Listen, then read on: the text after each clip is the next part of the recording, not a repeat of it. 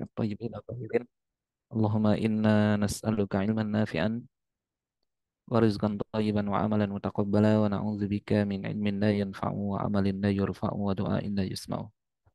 اللهم فقهنا في الدين وعلمنا التأويل وافتح علينا فتوح العارفين يا رب العالمين. Para peserta sekalian yang dirahmati Allah Subhanahu wa taala, malam hari ini sebenarnya kita melanjutkan pembahasan tentang ilmu sakofah.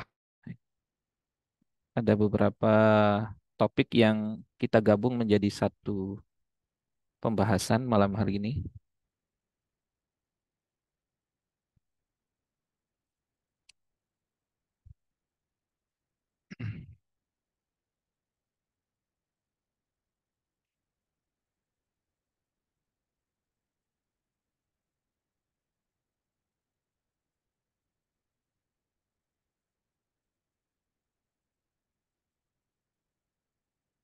Jadi topik yang pertama ini berkaitan dengan eh, perihal mempelajari thaqafah Islamiyah. Syekh Taqiyuddin An-Nabhani di dalam kitab ini beliau menjelaskan bahwa tujuan mempelajari thaqafah Islamiyah itu agar kaum muslimin itu menjadikan thaqafah Islamiyah ini sebagai asas, sebagai asas di dalam tazkif, asas di dalam ta'lim. Karenanya mempelajari thaqafah Islamiyah ini itu merupakan perkara yang wajib bagi seluruh kaum muslimin. Ya, karena tidak mungkin kaum muslimin itu bisa terbentuk kepribadian Islamnya atau saksiyah Islamiyah, baik pola pikir maupun pola sikapnya itu dengan asas Islami itu kecuali dengan mempelajari thaqafah Islamiyah. Karenanya thaqafah Islamiyah ini adalah ilmu atau dia ma'rifah, ya, pengetahuan yang itu sudah harus dipelajari, dipahami sebelum ilmu yang lain. Jadi Thaqafah Islamiyah ini merupakan ilmu yang dia eh, sesuatu yang tidak bisa tidak itu mesti dipelajari. Nah, diadopsi, ya. Bukan hanya dipelajari tapi diadopsi, dijadikan sebagai pemikiran, keyakinan. Ya.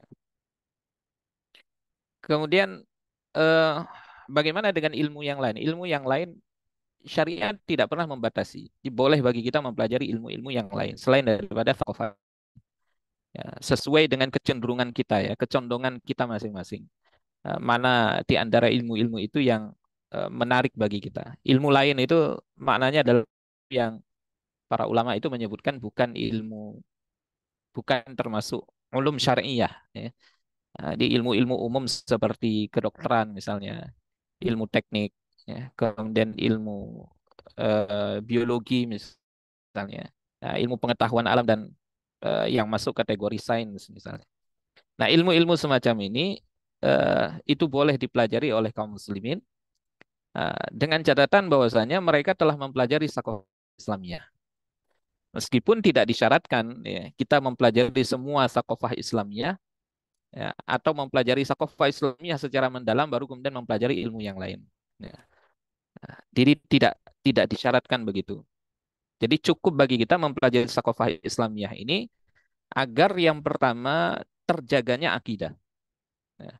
Karena nanti kita akan temui di dalam misalnya ilmu pengetahuan yang sekalipun itu sebenarnya bebas nilai, tapi nanti ada postulat, ada bagian-bagian tertentu yang ternyata dia berseberangan dengan akidah Islam. Nah, ini kalau misalnya kaum muslimin itu mereka tidak mempelajari thaqafah Islamiyah yang di dalamnya itu ada ilmu akidah, ya, mempelajari akidah, nah, maka mereka akan mengadopsi atau meyakini sesuatu yang ternyata itu bertentangan dengan akidah Islam. Atau bahkan terpengaruh, ta'atsur, ya. Syekh Taki menyebut dengan istilah ta'atsur. Terpengaruhnya kaum muslimin itu dengan ilmu yang lain atau thaqafah yang lain yang itu justru akan mengubah cara pandangnya terhadap kehidupan. Nah, ini tentu berbahaya. Nah, karenanya thaqafah asing itu tidak boleh dipelajari, ya. Ilmu termasuk thaqafah asing, ya, itu tidak boleh dipelajari kecuali setelah matangnya penguasaan terhadap thaqafah Islamiyah. Eh, Sampai tahap mana? Ini saya sengaja mengutip sedikit ya di luar kitab Saksiyah Islamiyah ini, berkaitan dengan proses tarbiyah sebenarnya, atau kemudian kita mempelajari sakofah Islam. Meskipun di sini Syekh Muhammad Nur Suwaid yang saya kutip eh, apa kaul beliau di sini, ini beliau bicara pendidikan secara umum, tetapi ini relevan dengan apa yang kita kaji. Ya. Bahwa Syekh Taki itu menyinggung berkaitan dengan kewajiban dari sakofah itu supaya sakofah Islamnya itu dijadikan asas dan itu akan membentuk kepribadian Islam. Nah, kita mempelajari Islam ini atau kemudian mempelajari sakofah Islam ini sampai kemudian apa yang disebut oleh Syekh Muhammad Nur Suwaid itu sebagai tahapan at-tamam wal kamal. Ya. Jadi kalau beliau mengungkapkan proses pendidikan tarbiyah anak ya, anak sebelum balik itu adalah amaliyatun bina itifli. Amaliyatu bina itifli syai'an fa syai'an ila haddi tamami wal kamali. Jadi proses mendidik anak ya yang tiflun itu kan anak sebelum balik. Itu secara bertahap syai'an fa syai'an sampai kepada batas kesempurnaan ila haddi tamami wal kamal. Nah, beliau itu menggunakan istilah bina di situ ya. Bina ini kan menggambarkan bahwa mendidik mendidik anak itu atau kemudian membentuk kepribadian Islam itu bukan perkara yang mudah. Nah, tapi ini amal yang dia butuh kepada juhud, ya, upaya keras dan sungguh-sungguh. Kemudian juga butuh kepada mutaba'atun nadhar ilaihi, memperhatikan terus-menerus ya, dengan cara riayah dan islah. Jadi mendidik kaum muslimin ya sejak mereka kecil dengan sakofah Islamiyah itu membutuhkan perhatian secara serius sampai kemudian terbentuknya saksiyah Islamiyah itu. Baru mereka boleh mempelajari sakofah yang lain atau aman bagi mereka ketika mereka mempelajari ilmu yang lain karena asasnya sudah terbentuk. Syai'an fa syai'an, dan tentu mempelajari sakofah Islam itu tidak bisa secara instan. Dia ala sabili tadarruj. Semuanya itu perlu bertahap. Nah, ini sebenarnya saya ingin menggarisbawahi ungkapan beliau ila haddi tamami wal kamal. Jadi proses membentuk atau kemudian mendidik muslim dengan sakofah Islamiyah itu sampai kepada batas kesempurnaan. Apa makna batas kesempurnaan? Maknanya adalah sampai orang yang dididik itu terikat kuat dengan syariat Allah. Sehingga dia itu mampu melakukan muhasabah terhadap dirinya sendiri dan dia bisa mentarbiyah dirinya sendiri dengan amal soleh. Nah, jadi kaum muslimin yang dididik dengan sakofah Islam itu mereka tidak hanya mempelajari sakofah itu sekedar memperbanyak maklumat. Kalau para ulama itu mengatakan al-ilmu laisa bikathrati riwayah, bahwa ilmu itu sebenarnya bukan hanya dengan sekedar memperbanyak riwayat, maklumat-maklumat, informasi-informasi. Nah, tapi harus eh, sampai dia itu mempengaruhi cara pandang dan mempengaruhi perasaan. Jadi sampai seorang anak atau seorang muslim itu dia bisa menjaga dirinya. Ketika dia sudah sampai kepada tahapan dia bisa menjaga dirinya atau dia bisa memfilter. Ini tidak bisa diadopsi. Ini bertentangan dengan akidah. Ya, ini akan merusak jiwa. Maka tahapan itulah yang diinginkan dalam proses pembinaan sakofah Islamiyah itu. Jadi yang dibina dengan sakofah Islamiyah itu dia harus sampai tahapan di mana dia nanti bisa melakukan evaluasi terhadap diri, melakukan muhasabah terhadap diri sendiri dan terikat kuat dengan syariat Allah. Terikat kuat dengan syariat Allah ini tentu terikat kuat dengan akidah dan hukum-hukum Islam. Jadi ketika dia mempelajari ilmu yang lain, itu mudah bagi dirinya untuk kemudian memfilter. Dia tidak akan apa namanya merasa inferior di hadapan ilmu-ilmu Barat, misalnya sakofah Barat, atau kemudian merasa eh, bahwa ilmu Barat ini adalah atau sakofah Barat ini adalah sesuatu yang wah, sesuatu yang mewah. Nah, sehingga apa yang telah dia pelajari itu akhirnya dia tinggalkan. Apa yang telah dia pelajari dari sakofah Islam kemudian dia tinggalkan. Kan banyak yang seperti ini ya. Eh, Kawan-kawan yang belajar di universitas misalnya. ketika mereka mendapati filsafat, ya, sesuatu yang tidak mereka dapati di pondok pesantren misalnya. Nah, akhirnya kemudian mereka merasa bahwa ini adalah ilmu baru bagi mereka, sesuatu yang baru, sesuatu yang menarik bagi mereka, ya, di mana kemudian mereka di situ bebas berpikir, ya, mereka diberikan ruang sebebas-bebasnya untuk berpikir banyak hal. Karena sebagaimana kita pernah bahas dulu ya, bahwa filsafat ini kan tumpuannya adalah akal. Asas di dalam membahas sesuatu itu adalah akal, bukan syariat, bukan akidah Islam. Nah, sehingga mereka seakan-akan lupa dengan apa yang mereka pelajari selama di pondok, selama di madrasah, ya, bertahun-tahun mereka mempelajari sakofah Islam. Tetapi ketika berhadapan dengan filsafat, seakan-akan apa yang telah mereka pelajari itu lenyap. Kemudian mereka ta'athur, itu terpengaruh dengan filsafat, sehingga cara pandangnya itu sama persis dengan filosof Yunani, ya, sama persis dengan para filosof dari Persia misalnya. Nah, seperti kawan-kawan yang ada di apa, kelompok Syiah misalnya. Ini kelompok Syiah ini kan banyak yang terpengaruh dengan filsafat Persia karena mereka melestarikan itu. Ya. Maka kita akan temui nanti kitab-kitab atau buku-buku yang ditulis oleh Mula Sadra misalnya. Ini kan filsafat Persia yang kemudian mereka mereka lestarikan sampai hari ini. Nah, kita tidak menginginkan seperti itu. Nah, ini kan berarti mereka dulu mempelajari sakofah Islam itu tidak sampai kepada ilahad tamami wal kamal. Jadi sakofah Islam itu tidak sampai mempengaruhi cara pandang dan perasaannya.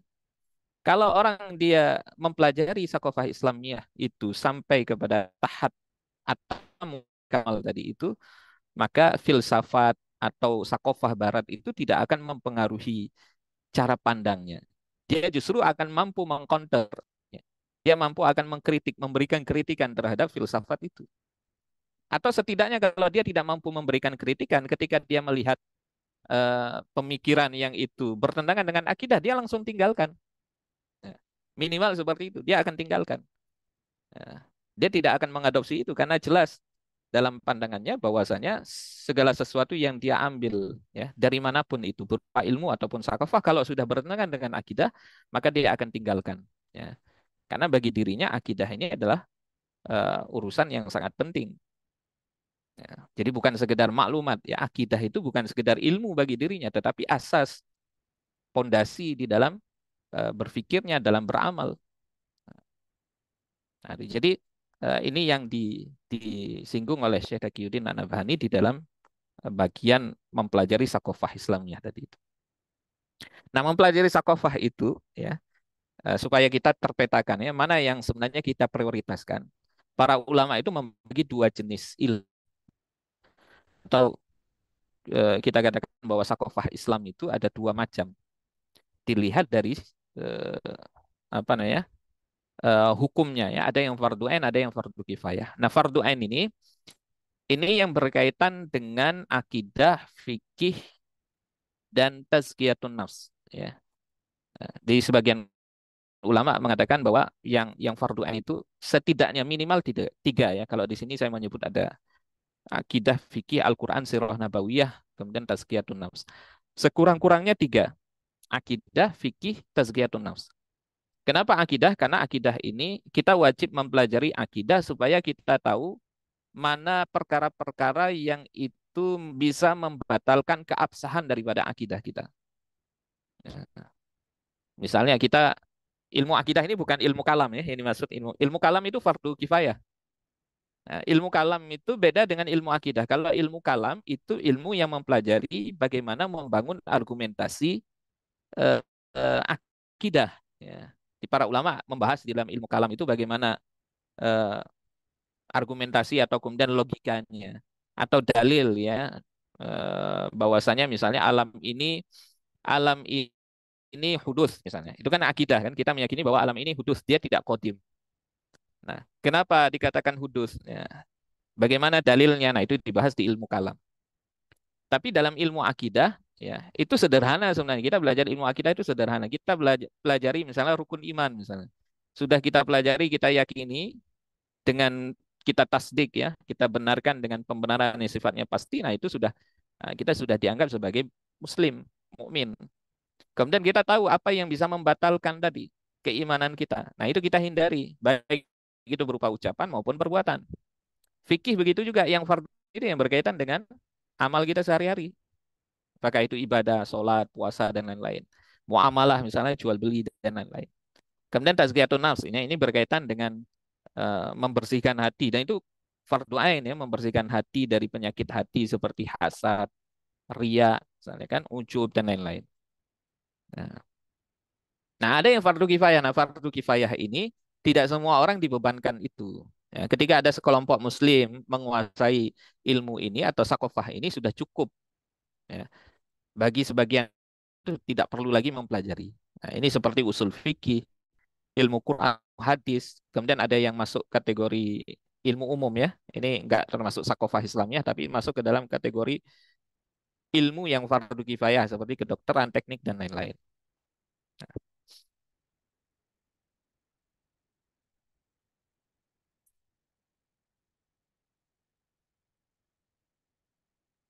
Kemudian eh, tadi di awal kita menyinggung bahwasanya ilmu pengetahuan selain sakofah, ya, ilmu pengetahuan yang kita ambil di peradaban manapun ya, itu kan sifatnya bebas nilai kan. Kita dulu pernah membahas ya ketika pembahasan ilmu dan sakofah bahwa ilmu itu sifatnya universal.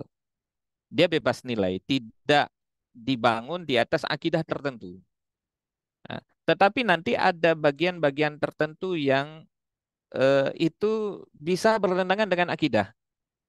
Nah, ada pandangan-pandangan tertentu di dalam sains ya, yang itu bertentangan dengan akidah. Nah, kalau misalnya kita mengetahui ada sesuatu yang itu bertentangan dengan akidah atau bertentangan dengan Islam secara umum, maka tidak boleh kita ambil.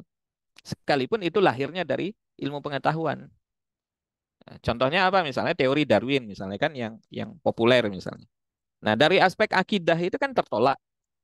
Nah, bagaimana mungkin kita mengatakan bahwa manusia ini dia merupakan evolusi, hasil evolusi daripada kera misalnya.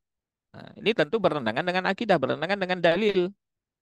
Nah, dalam keyakinan kita bahwasanya manusia pertama itu adalah Adam. Nah, para ulama menyebut dengan Abul Bashar kan.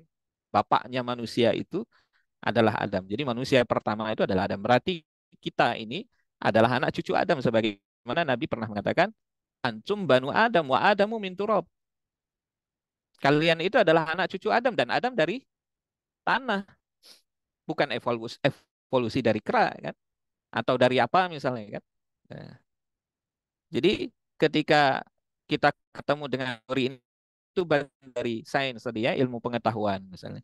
Tapi karena dia tertolak ya, secara akidah dia tertolak, maka tidak boleh kita ambil. Nah, tidak bisa kita katakan ini kan ilmu pengetahuan. Nah, meskipun ilmu pengetahuan secara umum dia universal, ya, bebas nilai, tetapi nanti ada bagian-bagian tertentu yang ternyata bertentangan dengan akidah, ya, maka tentu akan kita tolak. Nah, sebagian ulama mengatakan eh, manusia sekarang itu anak cucu Nabi Nuh, misalnya kan. Nah, itu dengan alasan bahwasanya setelah Nabi Adam itu kan Nabi Nuh terjadi banjir besar, ya, yang itu memusnahkan seluruh manusia kecuali 80 orang. Ini disebutkan oleh para ulama, termasuk diantaranya adalah Al-Hamawi.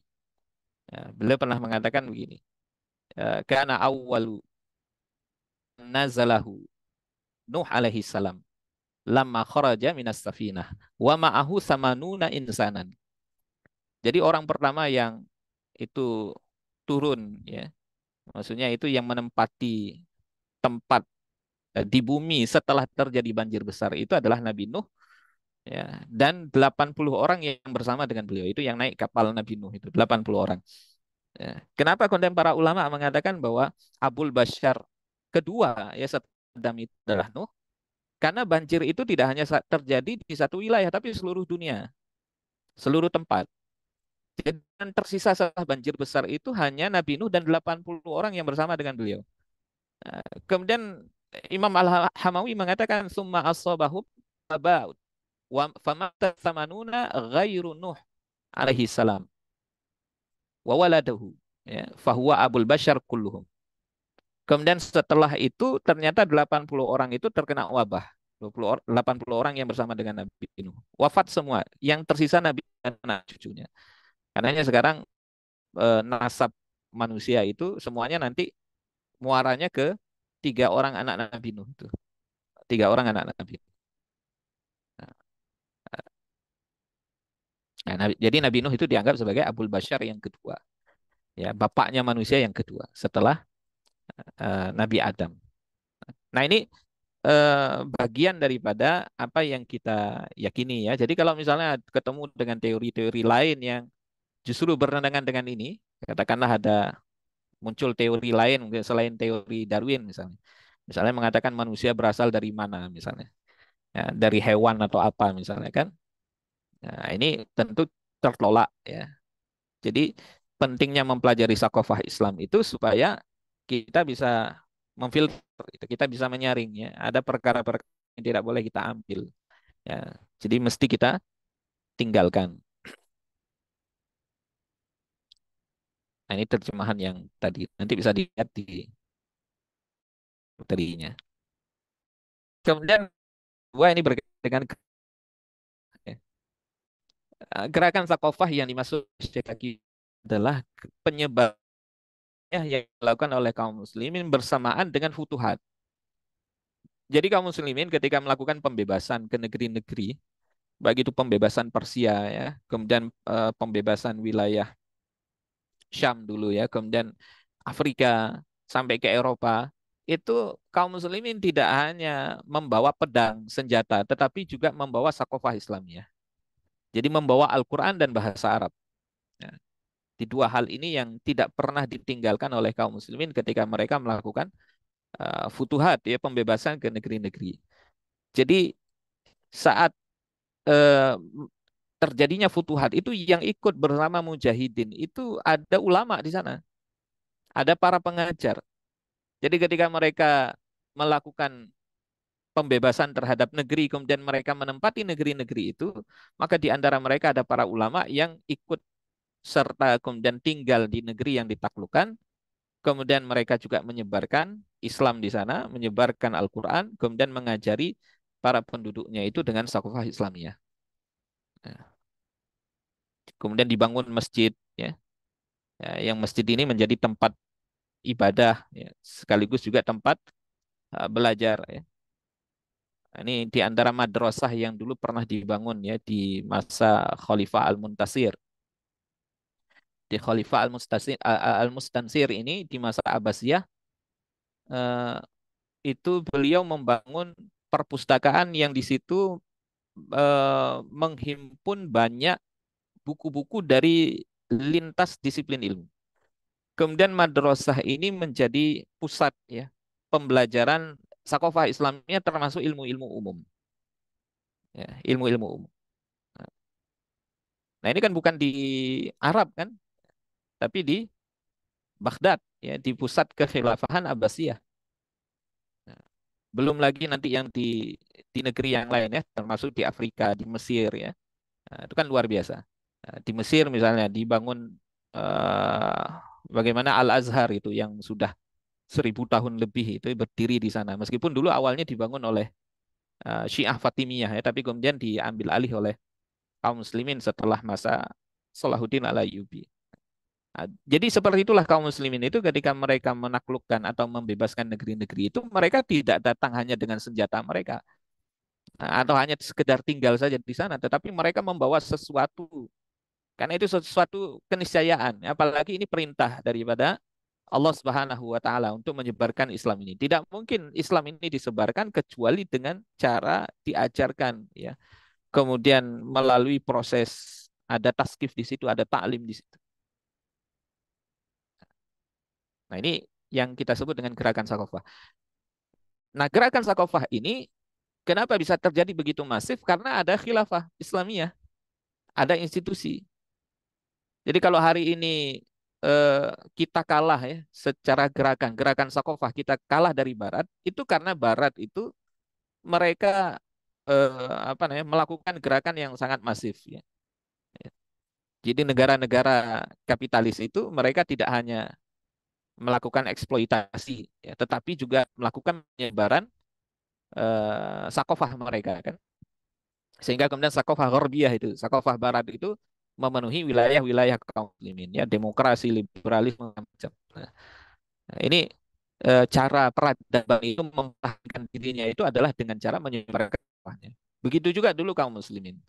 Nah, hari ini kaum muslimin itu tidak semasif dulu karena memang tidak ada daulah, tidak ada khilafah Islamiyah yang melakukan gerakan sakofah atau menyebarkan sakofah Islamiyah ini. Karena negeri-negeri kaum muslimin ya, negara-negara 50 negara lebih itu ya kita sendiri keluar negerinya itu tidak tidak untuk kepentingan Islam dan kaum muslimin, tidak untuk kepentingan penyebaran Islam. Karena politik luar negerinya itu hanya sebatas memenuhi aspek ya politik atau kemudian aspek ekonomi saja, tapi kemudian berkaitan dengan penyebaran sakofah, ya tentu ini tidak menjadi perhatian ya negeri kaum muslimin hari ini. Kemudian ini yang terakhir, bagian yang terakhir, bagaimana sikap kaum muslimin terhadap sakofah asing? Ya. Ketika kaum muslimin melakukan futuhat ya, itu tidak mungkin kaum muslimin tidak bertemu berinteraksi dengan sakofah asing. Menaklukkan Persia itu pasti ketemu dengan filsafat Persia. Ketika masuk wilayah Romawi pasti ketemu dengan filsafat Yunani di sana. Nah, kemudian masuk ke India misalnya ketemu dengan filsafat India. Nah, ada tuduhan ya dari sebagian orang atau sebagian sejarawan itu mengatakan bahwa sakofah Islamiyah itu ta'atsur, dia terpengaruh dengan sakofah asing. Ya, karena kita melakukan interaksi ya, kaum muslimin itu melakukan interaksi dengan non-muslim, jadi mereka menganggap bahwasanya sakofah Islam itu juga terpengaruh oleh sakofah asing. Nah, ini yang dijawab oleh Syekh Taqiyuddin. Apakah benar kemudian kaum muslimin terpengaruh sakofahnya mereka, sehingga kemudian sakofah yang ada, yang tersebar di tengah-tengah kaum muslimin, yang dibukukan sampai hari ini itu sudah tidak murni sakofah Islamnya, tapi sudah bercampur dengan filsafat misalnya dan lain-lain.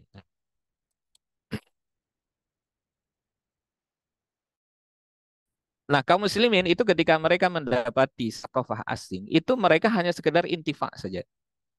Nah, tidak ta'atsur. Intifa itu hanya memanfaatkan sakofah asing tetapi tidak menjadikan sakofah asing itu sebagai pemikiran yang diadopsi yang mempengaruhi pandangan hidupnya. Nah, Syekh Taqi beda intifa dengan ta'atsur ya. Kalau ta'atsur itu mempelajari sakofah tertentu, misalnya mempelajari sakofah barat, sakofah asing. Kemudian mengadopsi ya, mengadopsi dan mempengaruhi pandangan hidup. Nah, itu ta'atsur namanya, terpengaruh. Nah, contoh misalnya kaum muslimin hari ini, ketika mereka mempelajari demokrasi, misalnya kan, mempelajari demokrasi. Ini kan sakofah asing, sakofah Gharbiyah. Ya. Kemudian mereka mengambil bukan hanya mempelajari apa hakikat demokrasi, tapi mengambil apa yang ada di dalam demokrasi itu. Di antaranya adalah as-siyadah lisyabi. Misalnya, contoh ya, as-siyadah lisyabi. Bahwa kedaulatan ada di tangan rakyat. Dan ini yang diadopsi oleh kaum muslimin hari ini kan. Ketika mereka mendirikan negara atau kemudian menjalankan negara, maka salah satu eh, prinsip yang dipegang adalah kedaulatan itu ada di tangan rakyat. Ya, apa makna kedaulatan di tangan rakyat? Berarti kehendak tertinggi itu ada di rakyat. Hak untuk menetapkan halal dan haram, hak untuk menetapkan terpuji dan tercela itu ada di tangan rakyat, ada di tangan manusia. Nah, ini berarti ta'atsur. Nah, kalau yang semacam ini ta'atsur ini terpengaruh dengan sakofah asing.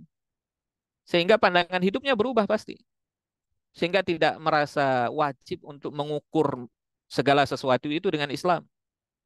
Ya, asalkan ini disepakati oleh orang banyak, maka ini dianggap baik. Jadi tidak peduli apakah ini bertentangan dengan Islam atau tidak. Nah, itu ta'atsur. Tapi kalau intifa, intifa itu hanya sekedar mempelajari sakofah asing tanpa mempengaruhi pandangan hidup. Ya. Kita mempelajari demokrasi. Tahu kita hakikat demokrasi itu bagaimana. Sehingga kita bisa menghukumi demokrasi. Itu intifa namanya. Atau misalnya begini, para ulama itu mempelajari logika misalnya. Kan logika mantik. Nah, ini dari mana ini ilmu ini? Kan dari Yunani kan. Ya, ketika mereka mempelajari logika, di situ ada mantik dan seterusnya. itu mereka, para ulama mempelajari itu sekedar intifa saja. Karena itu dipakai untuk membangun argumentasi, ya, untuk menjelaskan pandangan-pandangan hidup Islam. Tetapi logika itu tidak pernah mempengaruhi akidah kaum muslimin. Nah, sebagaimana yang kita lihat perdebatan mutakallimin kan, sekalipun mereka itu mengambil sebagian ilmu logika dari asing, tetapi itu tidak pernah mempengaruhi pandangan hidup mereka. Karenanya mutakallimin itu adalah mereka yang eh, apa namanya melakukan pembelaan terhadap akidah Islam daripada keyakinan-keyakinan asing. Dengan cara apa? Dengan cara mengambil sebagian daripada ilmu mereka. Nah, beda dengan filosof. Nah, kalau filosof itu mereka mempelajari filsafat, justru mereka terpengaruh dengan pandangan hidupnya. Nah, contoh misalnya ya, contoh ta'atsur ini. Al-Kindi misalnya, kita mungkin kenal dengan nama Al-Kindi. Nah, Al-Kindi ini mengambil pandangan Plato. Ini persoalan yang populer juga ya, berkaitan dengan masalah keabadian jiwa. Itu dia mengatakan begini, sesungguhnya jiwa itu dalam pandangan Plato dan kebanyakan filsuf itu adalah abadi setelah mati. Jadi jiwa itu dianggap sebagai sesuatu yang abadi. Nah, berarti dianggap tidak binasa. Yang substansinya, substansi dari jiwa itu sama dengan substansinya Allah yang maha agung dan maha tinggi dalam kekuasaannya. Jika dia terpisah dari jasad, ia akan mengetahui segala sesuatu sebagaimana Allah mengetahuinya. Karena dia menganggap bahwa dari mana asal jiwa kita ini? Asalnya daripada Allah. Nah, kalau kita pernah mendengar teori emanasi, ya, teori pancaran, bahwa jiwa ini adalah pancaran daripada jiwa Tuhan. Ruh ini adalah pancaran daripada ruhnya Tuhan. Jadi ketika ruh ini sudah berpisah dari jasad, maka dia menyatu dengan asal. Kalau asalnya itu adalah zat yang mengetahui segala perkara yang gaib, maka jiwa atau ruh itu ketika dia lepas dari jasad, maka dia juga akan mengetahui perkara yang gaib. Kalau asalnya itu dia abadi, ya ini Allah ya, Tuhan itu abadi, maka ruh ini ketika dia lepas dari jasad, maka dia juga abadi. Nah, ini jelas kan bertentangan dengan akidah.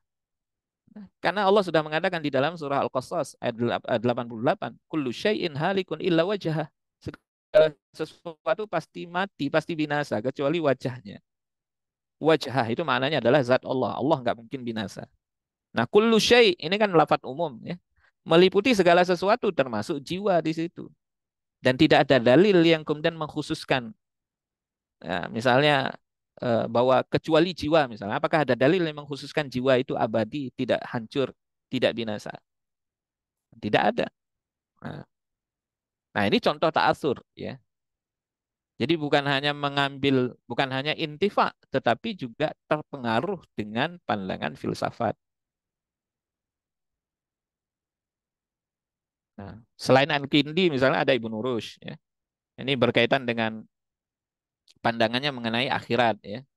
Kenikmatan dan azab di akhirat itu hanya dinikmati oleh jiwa bukan jasad. Jadi kalau kita nanti masuk surga, kita dapat nikmat makanan yang enak ya, tempat tinggal yang enak itu hanya dinikmati oleh ruh, bukan jasad.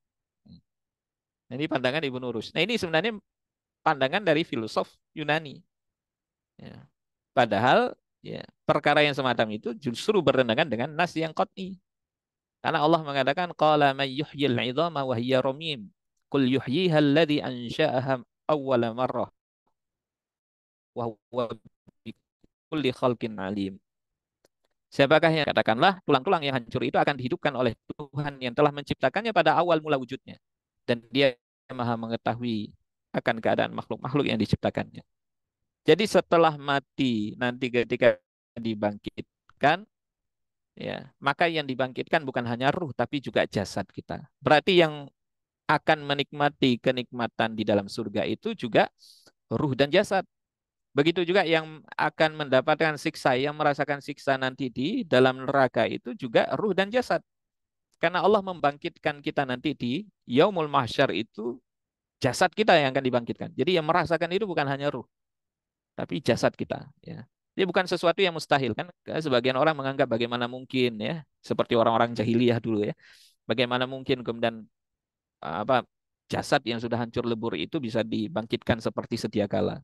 Kalau Allah bisa menciptakan kita dari ketiadaan, ya, maka mudah bagi Allah juga menciptakan atau membangkitkan kita setelah jasad kita hancur lebur. Apa yang sulit bagi Allah?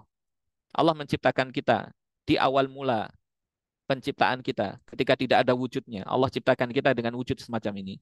Kalaupun nanti hancur tidak ada wujudnya lagi, maka Allah juga akan kembalikan kita seperti sedia kala. Nah, itu bukan sesuatu yang mustahil. Jadi ini pandangan yang semacam ini justru bertentangan dengan dalil yang qat'i. Nah, ini contoh ta'asur ya. Nah, tapi hanya sebagian kecil ya. Kalau kita katakan sebagian kecil kaum muslimin yang itu ta'asur. Akan tetapi sakofah Islamiyah secara umum ya itu tidak pernah ta'asur, dia tidak pernah terpengaruh dengan sakofah asing. Jadi bisa kita katakan bahwa sakofah Islam yang telah dibukukan, dikodifikasi oleh para ulama yang kemudian kita pelajari hari ini itu adalah sakofah Islam yang memang diwariskan dari para sahabat Nabi. Ya. Apa yang mereka dapatkan dari Nabi Shallallahu Alaihi Wasallam. Tidak ada keterpengaruhan ya, dari sakofah-sakofah asing. Kalaupun ada pengaruh daripada sakofah asing itu hanya terjadi pada individu tertentu saja. Seperti tadi ya, Al-Kindi ya, kemudian Ibnu Rushd, ada Ibnu Sina dan lain-lain. Baik, mungkin ini yang bisa kita bahas ya di pembahasan malam hari ini. Mungkin nanti bisa dilanjutkan di sesi tanya jawab. Saya kembalikan ke Ustadz Azhar. Wallahu a'lam bishawab.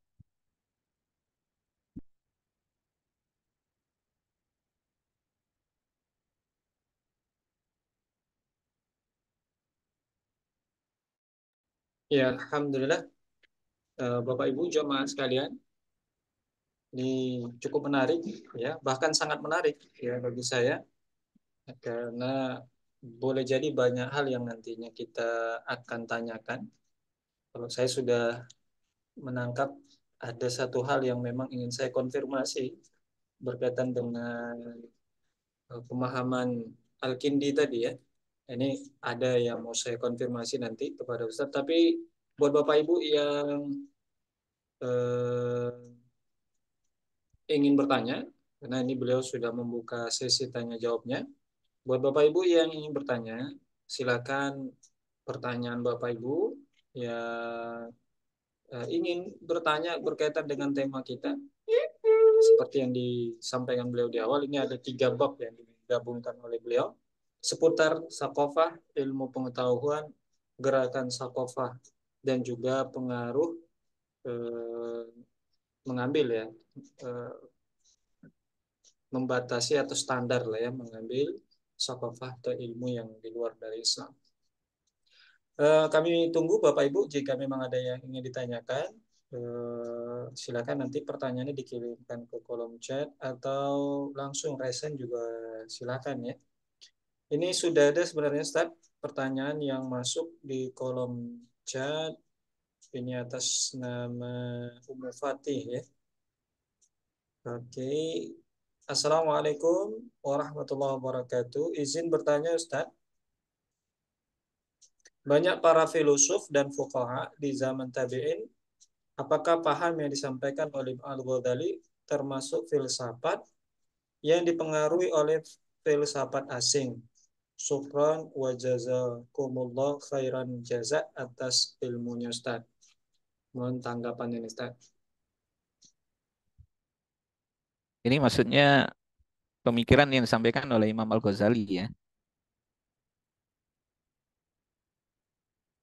Iya. Eh ya, Eh, Gimana ini ya Ustaz? maksudnya ya. Ya, nanti kita Maksudnya ini konfirmasi ke apanya. eh, kalau yang saya tangkap mungkin pemikiran yang dikemukakan oleh Imam Al-Ghazali mungkin di dalam kitab-kitabnya ya. Apakah ini termasuk filsafat yang dipengaruhi oleh filsafat asing? Imam Al-Ghazali itu justru mengkritik filsafat. Kita bisa lihat di kitab Tahafut Al-Falasifah. Beliau menjelaskan kerancuan berpikir para filosof. Meskipun menurut sebagian ulama belum semua persoalan filsafat itu dibantah oleh beliau, tapi bantahan beliau itu cukup menarik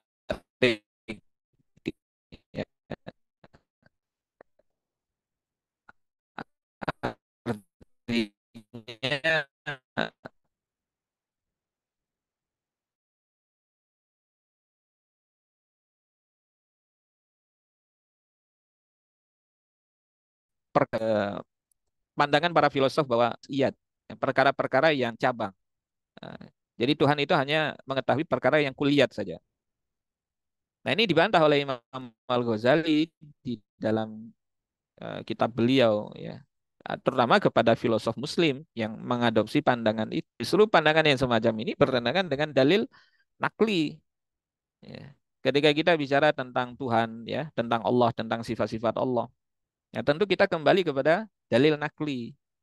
Ya, dalam banyak ayat kan Allah sudah menyinggung bahwa bikulli syai'in alim misalnya ya, bahwa Allah itu mengetahui segala sesuatu. Ya. Jadi kullu syai' itu mencakup perkara yang kulliyat dan juz'iyat.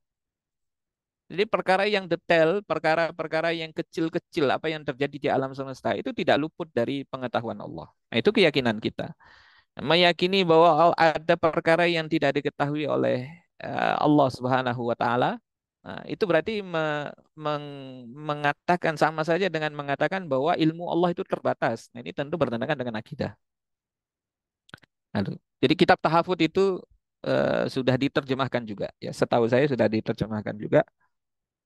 Itu bisa dibaca nanti kritikan-kritikan beliau. Intinya bahwa Imam Al-Ghazali itu kalau kita baca biografinya itu beliau 2 tahun itu tidak pernah berinteraksi ya, hampir tidak pernah berinteraksi dengan siapapun.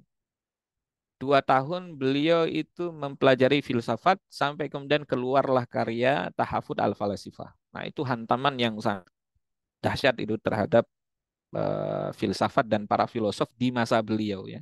Yang belum ada ulama sebelum beliau yang menulis kitab yang serupa dengan apa yang beliau tulis. Nah,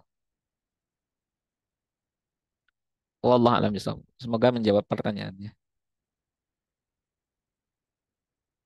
Ya, alhamdulillah. Eh, Kami harap tadi sesuai dengan poin yang ditanyakan ya, Umum Fatih ya. Eh, Oke Ustadz, ini dari saya terkait dengan eh, ini fenomena Ustadz ya, fenomena. Apakah ini fenomena yang sudah cukup lama atau baru sekarang, atau memang fenomena ini berakar dari apa yang tadi Ustadz sampaikan terkait dengan ide filsafat ya, yang dibawa oleh Plato tadi misalnya. Eh, Diskusi yang menarik itu berangkat dari tadi yang Ustaz sampaikan bahwa jiwa manusia itu kan asalnya satu, Allah Subhanahu wa taala. Dia yang menciptakan. Nah, jadi ada beberapa kali kita ketemu dengan salah satu eh, gerakan yang memang mereka menyebutkan gerakan tasawuf atau tarekat, katakan saja begitu, bahwa Muhammad itu diciptakan dari nurnya Allah. Nah, ini kalau ditarik, ada satu hal yang pertanyaan yang menurut kita memang agak menggelitik, bahwa Muhammad itu belum wafat katanya. Nah, yang wafat itu jasadnya tapi ruhnya masih hidup. Itu satu, Ustaz. Nah, kalau apakah pendapat ini bisa saja kita katakan ternyata ini ada korelasinya dengan pendapat Plato tadi atau pendapatnya Al-Kindi tadi yang membenarkan eh, pendapatnya Plato ya kita bilang. Jadi sampai hari ini kita coba membantah hal yang semacam itu eh, sehingga dia merembet. Nah, yang sholat itu bukan kita katanya. Ya, jadi agak sulit kita untuk bisa eh, Ya. melawan narasinya lah ya kita bilang begitu.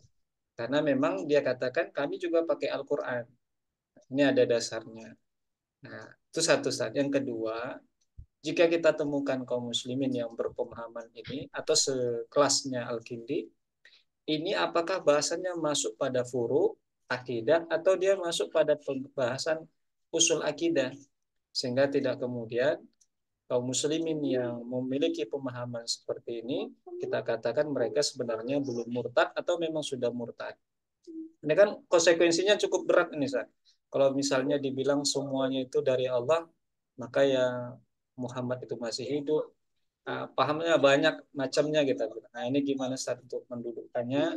Ya faktanya memang hari ini tidak sedikit juga karangan saudara-saudara kita yang dari tarekat memahami semacam ini. Nah yang mau kita pastikan apakah memang ini ada korelasinya dengan pemahaman Plato tadi, Ustaz.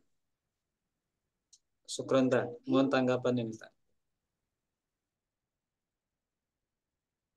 Iya, eh, berkaitan dengan ini ada dua hal yang berbeda ya. Berkaitan dengan pandangan yang disampaikan oleh Al-Kindi ya, meneruskan pandangannya Plato bahwa jiwa itu abadi itu maknanya eh, dia tidak akan pernah binasa sekalipun nanti terjadi hari kiamat. Dianggap dia akan terus ada selama-lamanya. Karena itu tadi konsekuensi daripada teori emanasi. Karena dia dianggap sebagai pancaran daripada jiwa Tuhan. Ya kalau Tuhan itu apa namanya? Dia azali ya, kekal, maka jiwa itu juga kekal. Nah, jadi tidak pernah binasa. Nah, sementara eh, berkaitan dengan apakah para nabi itu wafat? Iya, wafat secara jasad. Ya. Ya. Ya wafat, jasadnya wafat sebagaimana manusia biasa ya, sebagaimana kita ya, ketika meninggal dunia maka ruhnya sudah meninggalkan jasad. Nah, mungkin yang dimaksud tadi ya bahwa para nabi itu masih hidup itu adalah ruh para nabi itu di dalam kubur mereka itu masih hidup. Memang ada hadis yang menyebutkan bahwasanya al-anbiya ahya fi kuburihim yusalluna. Itu ada hadis yang diriwayatkan di eh, dalam riwayat Imam Abu Ya'la. Bahwasanya para nabi itu mereka hidup di dalam kubur mereka dan mereka melakukan sholat. Bahkan dalam riwayat Muslim itu kan pernah disebutkan bahwa ketika Nabi itu Isra, itu Nabi melewati Nabi Musa alaihi salam di samping bukit pasir yang berwarna merah ya dalam keadaan berdiri mengerjakan sholat. Nah, jadi para nabi itu ruh mereka itu masih melakukan sholat. Ini kekhususan ya para nabi. Ya. Kekhususan para nabi. Bukan berarti jasadnya itu masih masih ada di atas muka bumi ya. Tetapi kemudian ruhnya itu masih sebagaimana jasad yang mereka itu melakukan sholat di dalam kubur mereka mendapatkan nikmat dan seterusnya. Ya. Nah itu mungkin yang dimaksud. Tetapi nanti ketika terjadi hari kiamat maka tidak ada lagi yang tersisa termasuk ruh semua bahkan kecuali Allah Subhanahu wa taala. Baru kemudian ya, sekaligus dengan kalau memang yang dimaksud adalah itu ya, maksudnya hidupnya mereka para nabi itu di dalam kubur mereka, bahwa ruh mereka itu masih mengerjakan sholat dan seterusnya, maka itu bisa diterima karena memang ada hadis Nabi yang menyebutkan itu. Tapi kalau mereka mengatakan sebagaimana yang dikatakan oleh Al-Kindi, bahwa ruh itu akan tetap abadi sampai kapanpun, tidak akan pernah binasa, bahkan sampai terjadinya hari kiamat, nah ini yang kita tolak. Nah, jadi kalau pandangan yang semacam itu justru itu bertentangan dengan akidah. Bahkan ini bukan lagi persoalan furu, ini persoalan usul. Nah, persoalan pokok di dalam akidah ya. Kita meyakini bahwasanya yang azali, yang tidak akan binasa itu Allah Subhanahu wa taala. Nah, selebihnya semuanya binasa. Kita nggak bisa mengatakan bahwa ruh itu dia abadi. Kalau kita mengatakan ruh itu abadi ya berarti nanti sama seperti Tuhan kan begitu kan?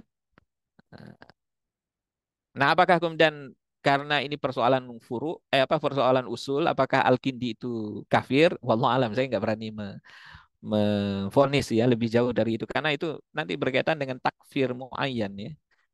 Kita memvonis ya satu tokoh itu apakah keluar dari Islam atau tidak itu perkara lain ya. Tetapi secara konsep dengan usul, kalau bertentangan dengan usul itu berpotensi menyebabkan orang yang mengingkari perkara usul dalam akidah itu bisa keluar daripada agama.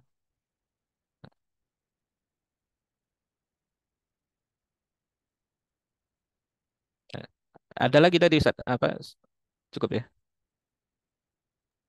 Iya. Eh, yang menariknya, Ustaz, Mm-mm. kalau mau kita telusuri sampai dia menyatakan bahwa kalau memang tadi ada istilah eh, istilah bahwa itu pengkhususan terhadap ruhnya para nabi, Mm-mm. eh, tetapi itu tidak dia katakan bahwa itu khususnya Nabi Muhammad saja. Mm. Satu, bahkan nah ini kita mudah-mudahan ini dapat pelajaran dari pertemuan kami dengan beliau bahwa ruhnya Allah itu ya ruhnya Nabi Muhammad. Ruhnya Nabi Muhammad itu ya ruhnya apa namanya? Cahayanya Allah itu diserahkan kepada ruhnya Nabi Muhammad. Cuma memang saya agak lupa tadi apa yang menjadi dalil yang dia katakan. Sampai-sampai pada klise ya kita bilang. Eh, Sampai-sampai dia menyamakan Muhammad itu dengan Allah jadinya. Nah, itu ini kok begini pemahamannya kita bilang. Nah, jadi agak sulit kita memang membantah di satu sisi karena dia menggunakan dalil juga, kita katakan saja begitu,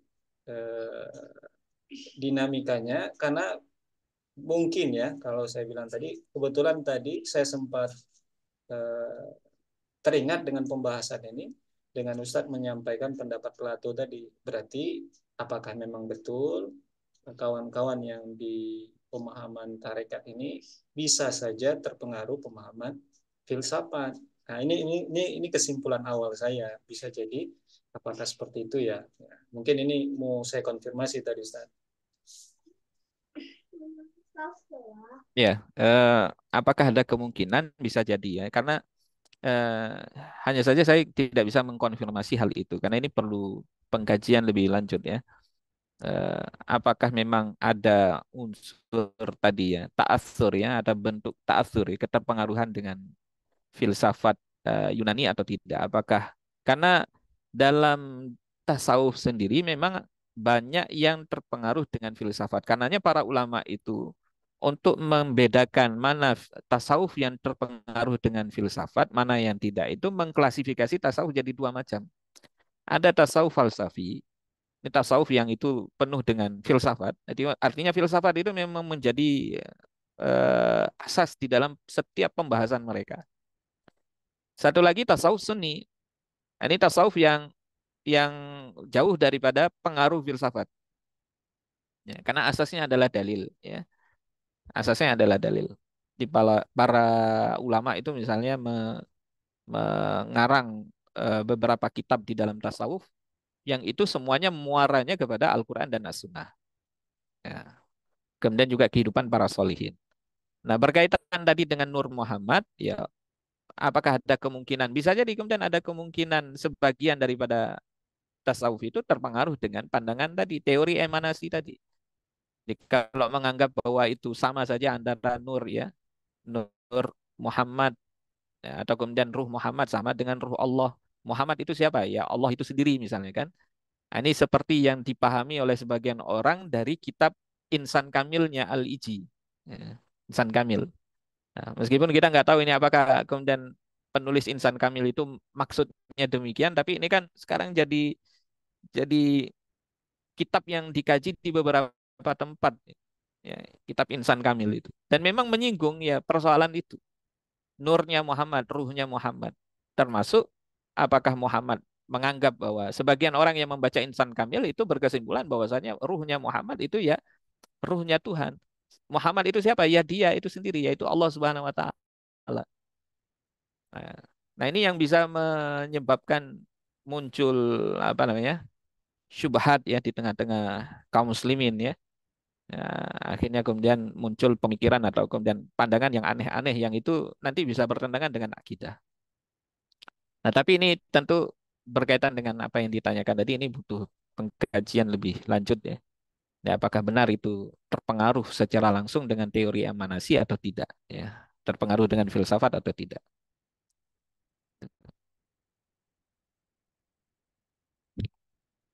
Ya, Alhamdulillah, Ustaz.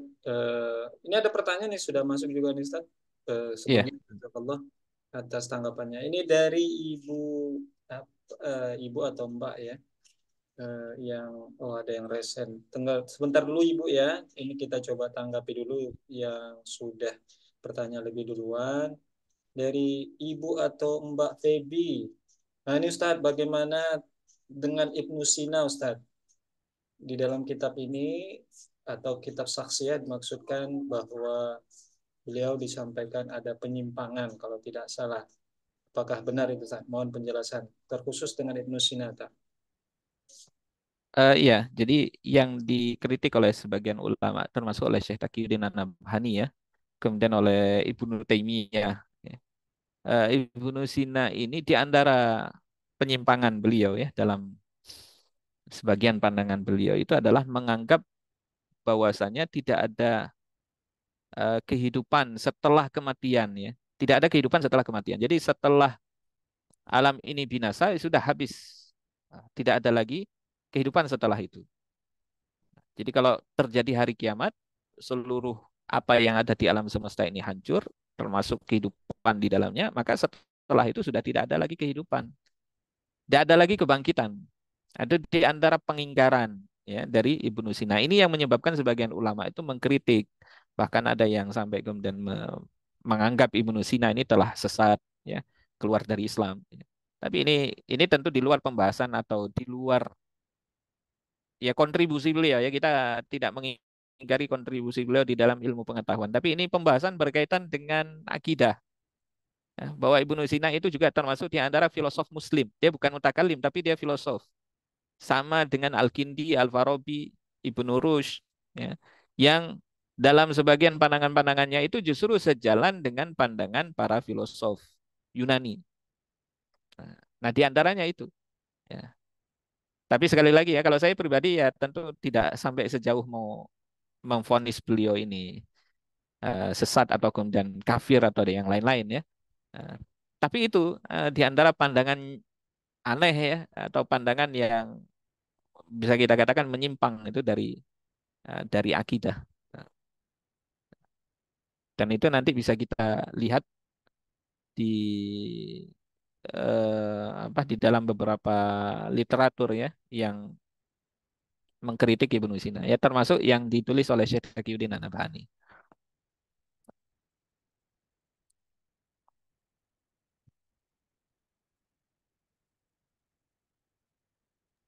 Oke, Alhamdulillah cukup jelas Bu ya bahwa eh, ya mungkin dalam aspek tertentu kita dapatkan informasi bahwa ada penyimpangan dari sebagian kecil ya pendapat beliau. Ini sepertinya ada tambahan pertanyaan dari beliau ini, Ustaz. Bagaimana kalau ilmu yang lain, Ustaz, di luar perkara akidah masih boleh nggak diambil ilmu dari ilmu Sina?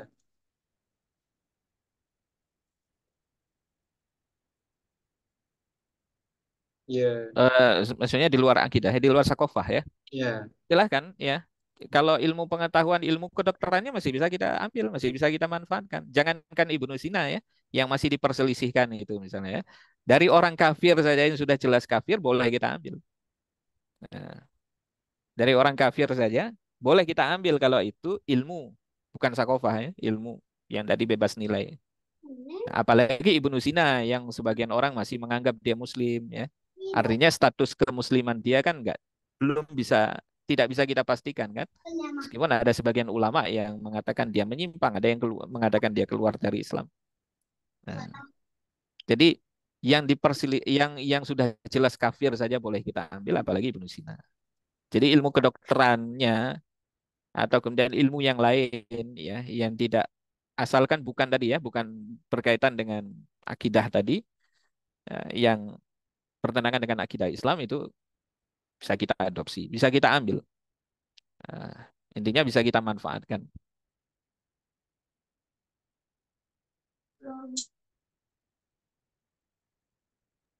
Oke, berarti sama halnya seperti kalau kita mempelajari ekonomi Alan Smith, kemudian teori politik Montesquieu, itu sebatas itu masih boleh berarti Ustadz ya?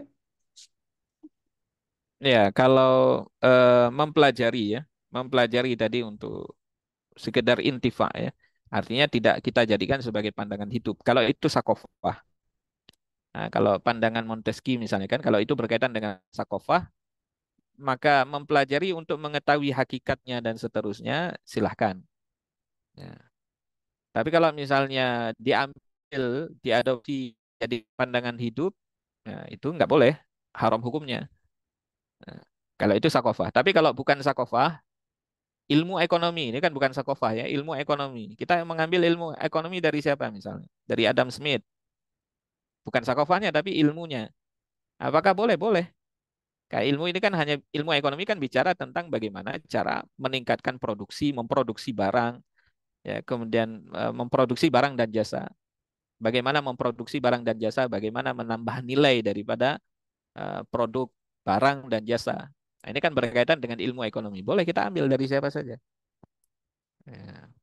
Tapi kalau sudah berkaitan dengan sistem ekonomi, karena ini berkaitan dengan sakofah, ya, berkaitan dengan distribusi harta kekayaan, ya, bagaimana mendistribusikan harta kekayaan, maka tidak boleh kita ambil dari sakofah atau sistem ekonomi yang lain kecuali dari sakofah Islam atau dari sistem ekonomi Islam. Oke, syukur Ustaz. Semakin mempertegas kepada kita, ya Bapak Ibu. Ini sepertinya pertanyaan terakhir ya, Ustaz. Mohon izin Bapak Ibu, ini kita cukupkan. Pertanyaan terakhir dari Ummu Alif ya. Kalau memang tidak ada lagi ya, dari Ummu Alif, Ustaz, bagaimana pembelajaran pada masa ulama-ulama yang terpengaruh filsafat? Bagaimana bisa mereka terpengaruh filsafat sementara mereka hafal Quran dan masih ada kekhilafahan Ustaz pada masa itu? Ini pertanyaan dari Ummu Alik. Mohon tanggapannya Tad. Iya, ketika eh, sakofah Islamiyah itu tidak dijadikan sebagai asas, ya, maka orang itu bisa menjadikan pemikiran atau sakofah lain itu menjadi asas di dalam berpikir. Ya, jadi menghafal Quran saja sebenarnya tidak cukup. Tapi dia faham, meyakini, menjadikan apa yang ada di dalam Al-Quran itu sebagai asas, sebagai manhaj di dalam berpikirnya. Tapi ketika itu tidak jadikan asas, tidak jadikan sebagai manhaj, sekedar hafal saja, itu tentu dia akan mudah terpengaruh oleh sakofah lain. Nah, di masa itu, ini kan penerjemahan karya filsafat itu terjadi besar-besaran itu. Di masa Abbasiyah ya. Penerjemahan karya filsafat Yunani, filsafat Persia itu besar-besaran, tidak pernah terjadi sebelumnya. Nah, jadi ketika proses semacam itu terjadi, itu memang sangat memungkinkan ya para pemikir di zaman itu ketika mereka itu mendalami filsafat itu akan terpengaruh. Ya, kita mungkin bahasa kita terpesona dengan bagaimana kecanggihan logika ya dari para filosof Yunani dan seterusnya. Nah, akhirnya kemudian ya karena mereka tenggelam dengan kajian-kajian filsafat itu akhirnya kemudian ikut mempengaruhi cara pandang mereka. Dan itu sangat mungkin ya, siapa saja bisa terpengaruh. Ya. Meskipun jumlah mereka tidak sebanyak mutakalim ya. Karena mayoritas kaum muslimin di masa kekhilafahan itu adalah mutakalim. Di orang yang hanya mengambil filsafat itu sekedar intifa saja, mengambil logika. Tapi mereka masih menjadikan akidah Islam itu sebagai asas. Ya, mereka justru menulis karya-karya mereka untuk membela akidah Islam. Yang mayoritas mutakalim. Filosof itu sebagian kecil ya. Filosof muslim ya. Yang tadi terpengaruh dengan filsafat itu hanya sebagian kecil saja. Saya kira dua faktor itu yang menyebabkan sebagian daripada mereka itu terpengaruh dengan filsafat. Wallah alam bisawab. Ya, alhamdulillah.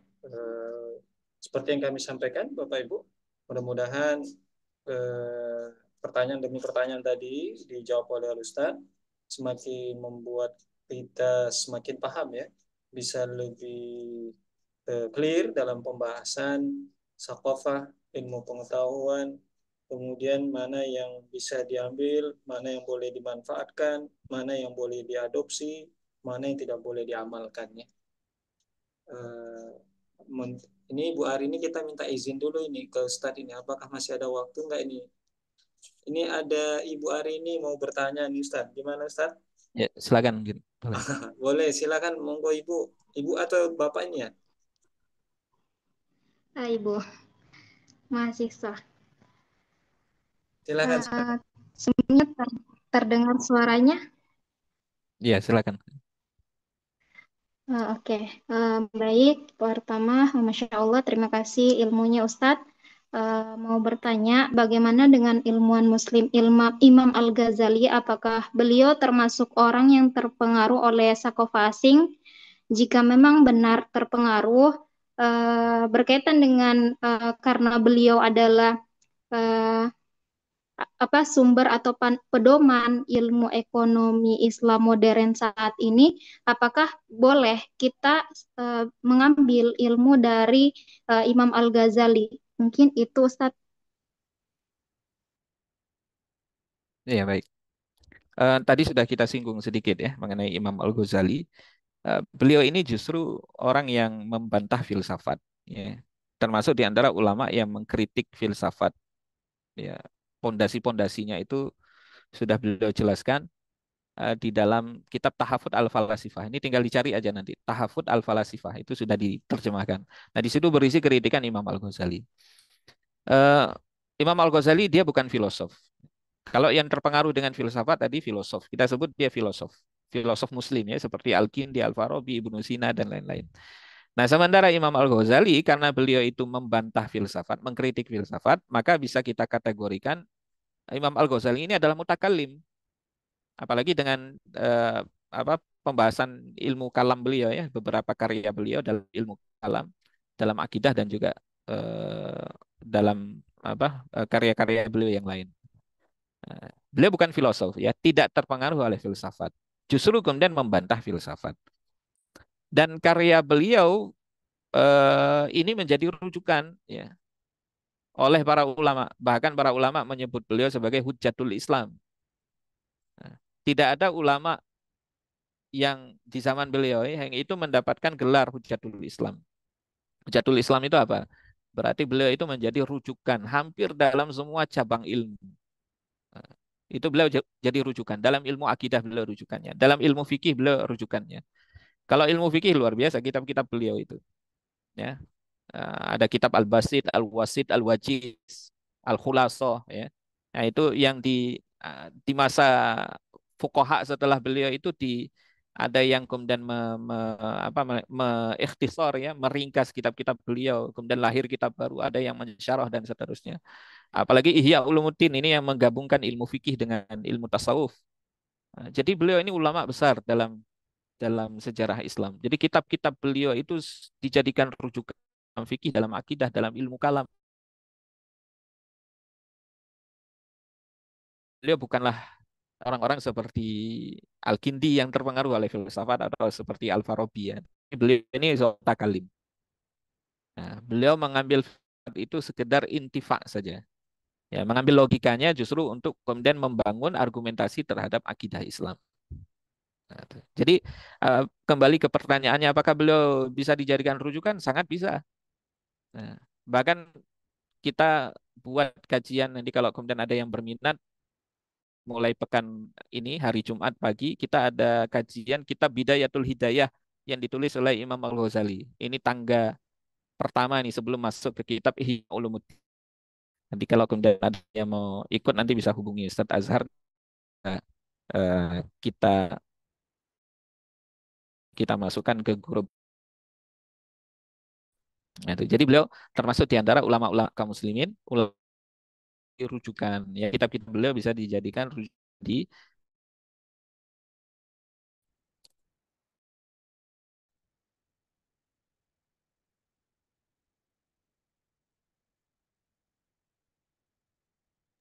Ya, alhamdulillah. Jazakallah khair jazakallah khairan katsir kepada Ustaz. Pertanyaan dari Mbak Ari ini tadi menjadi penutup ya untuk pertanyaan sesi talaah kita malam hari ini. Kami konfirmasi dulu apakah ada yang mau disampaikan lagi Ustaz sebagai penutup? cukup Ustadz. Cukup ya, alhamdulillah.